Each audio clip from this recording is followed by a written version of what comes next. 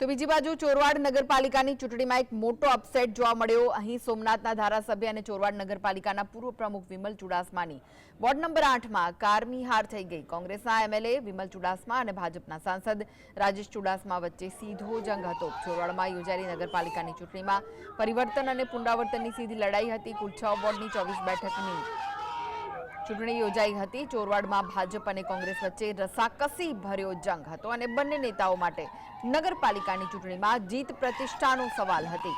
ભાજપના નેતા સાંસદ રાજેશ ચુડાસમાએ કોંગ્રેસ નેતા વિમલ ચુડાસમાને ચૂંટણી જંગમાં માત આપી કોંગ્રેસનું હેટ્રિકનું સપનું રોડી નાખ્યું। છેલ્લા ઘણા સમય સત્તાથી વંચિત ભાજપનો વનવાસ પૂર્ણ થયો। બંને પક્ષોએ ચૂંટણી જીતવા માટે એડીચોટીનું જોર લગાવ્યું। ચોરવાડની જનતાએ કોંગ્રેસ સાથે છેડો ફાડી અને કમળ પર પસંદગી ઉતારી અને મોટો રાજકીય ઉલટફેર સર્જાયો હતો।